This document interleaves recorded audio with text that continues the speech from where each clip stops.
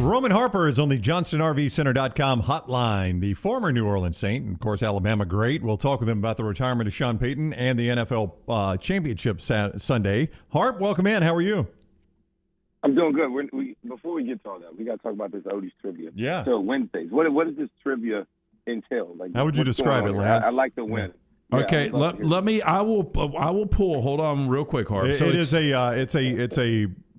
of the best places, restaurant/bars here in Birmingham. It's full of. You got to come up with a good team name. Yep.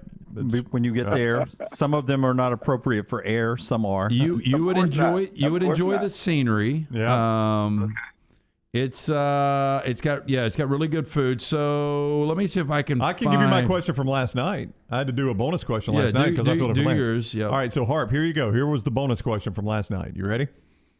I'm ready. Longer distance in miles, the length of the Great Wall of China, or the distance between Los Angeles and Johannesburg, South Africa? I feel like this is a trick question. The fact that Los Angeles to Johannesburg, Australia? South Africa. South Africa. Oh. I'm going to go with the Great Wall of China. Is it that big? I feel like I have to say the Great Wall of China or you wouldn't put it in, right? This is how we make you think. You're absolutely right. The Great Wall of China is 13,000 plus miles. Yeah. L.A. to Johannesburg is 10,000. That blows my mind. Man. And Harp, his was a little more complicated. Here's one of my simple ones that I throw out. Lance is more of a simpleton. What came first, Harp? 7-Up or Morgan Freeman? Oh, wow. Oh, what came first, 7-Up or Morgan Freeman? Oh. I'm going to go with Morgan Freeman. 7-Up, 1936. Morgan Freeman, 1937. Wow. We've had 7. Oh. That's the knowledge that you gain once you go to 7-Up, Odie's. 1936. My wife's looking at me like I'm an idiot. Yeah. 7-Up, 1936. Morgan Freeman, 1937. That's it was it. a lot closer than what you would think. And then mine always has sports to it, so I ask the question, which came first, Tom Brady or Morgan Freeman? I will say this. This is what I've been saying all week. And, if everybody wants to talk about what Tom Brady's going to do, nobody really knows. But I do know one thing about him. He's like the Michael Myers of the NFL. This cat will never go away. Like, he can show up 20 years later and somebody will be afraid of him that he's going to go out there and win a championship. That is how good he is. He's been around forever. He's like Michael Myers. He always just turning up, doing what he does. Now, the Big Ben made it official today. Roethlisberger is retiring, and he's a contemporary of yours as well. What do you, when you think Big Ben, what image pops to mind for Roman Harper? The time that we played him on Halloween, and all week long, Greg Williams had talked about how big Big Ben was, and that he made so many plays after, never really on time, like 1, 2, 3, hit his fifth step, throw the ball. That's not him. He's going to get there. He's going to create, extend plays, and to make sure that, because he always pushed people off of him when you're trying to sack him. He was too big, too athletic. So the key was to just tackle the ball. Well, Will Smith gets a free rush on him and hits him in his back, and literally Big Ben almost threw him off his back until Will was going down and grabbed at the ball. Because the key was, if you try and attack the ball, he'll go down. He won't try and make you miss because he was all about ball security. So tackle the ball, not him. Now, when Will tried to tackle him, he almost got flipped off his back. But then on the way down, he grabbed the ball, and all of a sudden, Big Ben went down. It was an amazing feat. I'm like, this guy's carrying a 280-something pound man on his back and didn't go down. It's pretty. That's the one image I'll always have. So, Harp, you still got that Super Bowl ring. You won it playing for Sean Payton, one of the more respected coaches over the last 20 years, just an incredible run in New Orleans. He steps down at 58 years old. First, what was it like to play for Sean Payton? I would assume one of the more organized coaches you've ever been around. And then, second, are you a little surprised at 58 he's done with New Orleans? So I will answer the second part first. I was not surprised. I knew, it's been 16 years. Nature runs its course. And especially, I remember this conversation we had very vividly when they released me after 8 years. It's like, after 8 years, a player and a coach are usually not the same in any organization. the coach has been fired, the player's been let go. It just doesn't happen that way. We're both, everything is our first, right? First coach, first draft class, first everything that you accomplish together is your first, and all of a sudden after 8 years, that conversation has to be had where the player's getting let go and not the coach, or vice versa. Well, now it's on the other end of it. So that's been a very long time to be anywhere in life after that. When most people say after 10 years, you need to start to reconsider what are you really doing. And for Sean to make it 16 and to be able to go out on top, to people still talking about like this is one of his best coaching jobs ever that he had this year with all the things that the problems that they had in New Orleans when it came to COVID, injuries, et cetera, replacing Drew Brees. Like, you can go on and on. So I think it's always a better time to leave when they still want you instead of being forced out the door. So timing-wise, I think it worked out perfectly. And he took the job when he was young. Sean I've seen his kids grow up. And his kids are in college now, and his daughter's out of college doing the media thing. And so I think Sean just needs a break. He wants to get away for a little bit. And I think it'll be just fine. I do think he will continue to be involved with coaching or football in some shape, form, or fashion. Everybody wants to talk about the natural fit, which I guess is going to Dallas in the next couple of years. We know Jerry Jones would love to have that. The Cowboys Nation would love to have him, especially after being let go at New York Giants and then being there with under Parcells, his mentor, and having success as an OC and all of a sudden coming to New Orleans. They've always wanted him. It'd be interesting to see, is he willing to put his whole legacy on the line for going to Dallas? And if it doesn't work out, right, like he has to win a Super Bowl.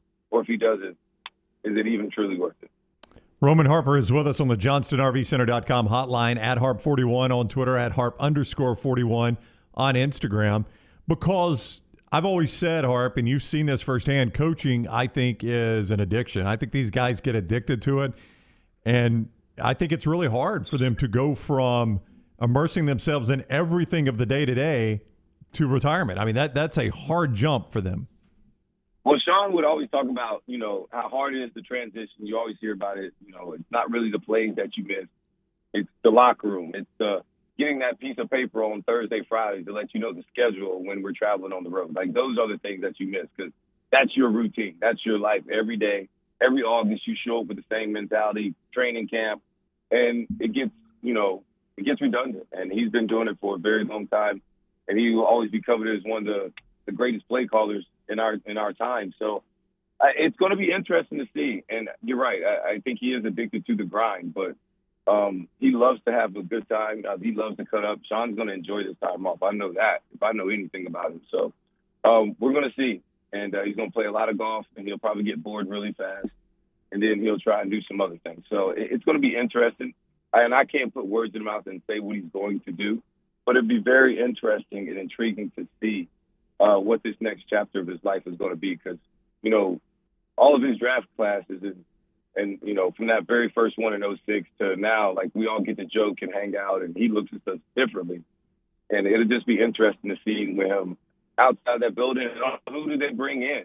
That's another very, very intriguing question for the Saints. And how much do things change? Because I'm only used to one regime there. And it's such a family-oriented organization from the top down, from Mrs. B to Dennis Lauscha to Mickey to Jeff Ireland to everybody, from the trainers, everybody that's been there for so long. It's who it is. So it's really, really it's going to be interesting to see what they do. And they can never take that Super Bowl championship away from him, from you, and from that city. So he'll always be loved there.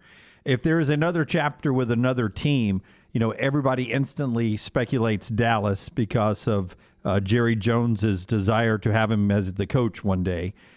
Is there we talk about the Cowboys a lot in the media. If you've got a microphone in front of you and you talk the NFL, you talk about either the Cowboys being good or bad, what's going to happen with the Cowboys, how about the Cowboys this year? It is somebody that moves the needle. For people that play in the league, is there an allure to play for and or coach the Dallas Cowboys, or is that overplayed by the media? Say that last part again about the Is there an allure about the Dallas Cowboys where people want to go play for the Cowboys or coach the Cowboys? Yes, it is. The media market, the understanding that it is a star on your helmet, that, at the end of the day, man, all players know if you ball in Dallas, Jerry's going to pay you. You're not going to leave. And that's sometimes a detriment, but it's true. And who doesn't want to go and play in Dallas where, everybody knows it's America's team is what they claim to be forever and a day. And all you got to do is win. And if you win there's nothing like winning in Big D. Everybody knows it, and it's different. The only problem is that they don't win a lot, especially when it matters. So until they fix that problem, it's just a whole bunch of talk. Early on last year, Joe Burrow's first year, Harp, he was asked about crowd noise, and he said, look, I played in the SEC. This is nothing. It came back up again this week playing in Kansas City. I heard some national guys talking about, hey, look, this is a different level playing at Arrowhead. You played in the SEC. You played in Super Bowls. You played in conference championship games. Where are the loudest venues you've ever played in? I'm going to assume they're SEC venues. No, I wouldn't say that. They have the ability to get loud. I would think the loudest venues are still in the NFL. I think that's because the fans are a little bit more, they think these things out. They're methodical in which way they work, right? They know when to yell. In college, it's not always like that. They're just kind of yelling. Half the kids are like not paying attention, so it's not the same. At NFL stadiums, Seattle Seahawks is the loudest stadium that I've been a part of. Kansas City gets really loud, but it's not a consistent, deafening loud on every second, that you're out there offensively. They're making it hard on you. That's not who Kansas City Chiefs are. The Seattle Seahawks fans are that way. So they take pride in being the 12th man. They take pride that every time your offense jumps off sides or they have problems communicating. That is what they do. New Orleans Saints is another place where in the dome when it's really good and they're rocking, they're rolling high, that would be another issue where the fans take pride in which they work in and making it really hard on opposing teams. So it just depends. But overall, I would say the NFL is louder. The Kansas City, it will get loud, especially for the Star Spangled Banner and everything. But after that, though, it's not that bad. Joe Burrow's correct about that. He will be just fine. I remember your old teammate, Brody Croyle, the first time he stood on the field for that anthem, I remember him saying, I thought they were booing the singer. I didn't know they were saying Chiefs at the end. Yeah, that's what they do. I'm telling you. It'll get really loud then, but then after that, it's not. It's handy. It's handy. It's like, it's okay. You can handle it. All right, he is Roman Harper. Go follow him on Twitter, @Harp41, @Harp_41 on Instagram. Thank you, Roman. Always fun talking with you. We appreciate the time you've given us. All right, appreciate it, guys. You guys got to tell me your picks. Go. I know we got Rams. Go ahead. Rams. No, Roman, I don't know if you know this about him. Now, I'm a Buccaneers fan, so we went back and forth last week. I don't know if he actually put money on the Buccaneers, but final regular season game, he put money on the 49ers and won. He just made a large bet, sum of money. I saw him enter it and send it on his app. A large amount of money on the 49ers this weekend. It's a hedge, Harp. I'm getting 3.5. They can still lose by 3. Rams win. We're all winners here. I just think there is something to Kyle Shanahan against Sean McVay. I love McVay. I think you can make an argument he's one of the top 2 or 3 coaches in football, but Shanahan has his number. The Rams defense is not built to take on the physicality of the 49ers. I think the Rams are a better team. I hate the matchup. Your man's a head case is what I'm telling you, Roman. When it comes to the Rams, he's a head case.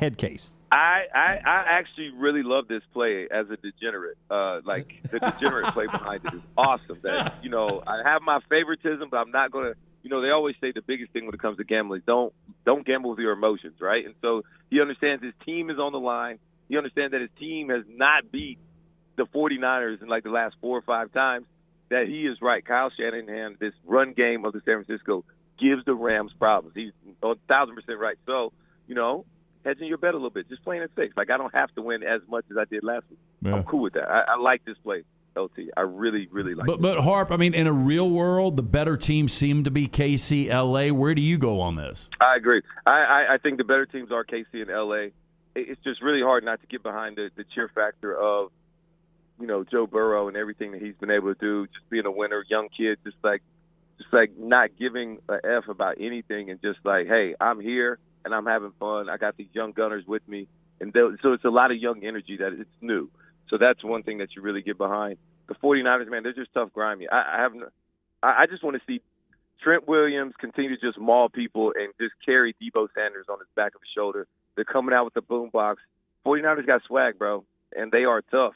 I don't know. It's going to be a really great game on both sides. Yeah. The Rams are better. The Chiefs are better. So the home team should win this game. It's like the Braves.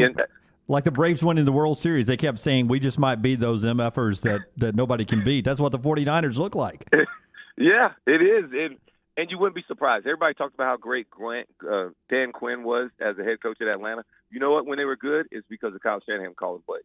Yep. I don't think people give enough credit for what he's able to do to be able to still move the ball, run the ball the way they do, playing the smart physical defense that they do, and also Garoppolo's hurt. He's got a bad finger, but they still get it done when it's necessary. And for them to be able to hold Green Bay to 10 points last week, nobody saw that happening. So the San Francisco team that nobody wants to see right now, especially the Rams. They're up 17-0, and they still lost the game. And the 49ers have been in playoff mode for longer than anybody else in this playoff. So that's another type of mentality where you've been in the corner street fighting it for longer than anybody else, and sometimes that's an advantage. Yep. Harp, thank you. Enjoy the games. All right, guys. I got to hear y'all. Thank you. Appreciate it. All right, buddy. We'll see you. Harp with us on the JohnstonRVCenter.com hotline.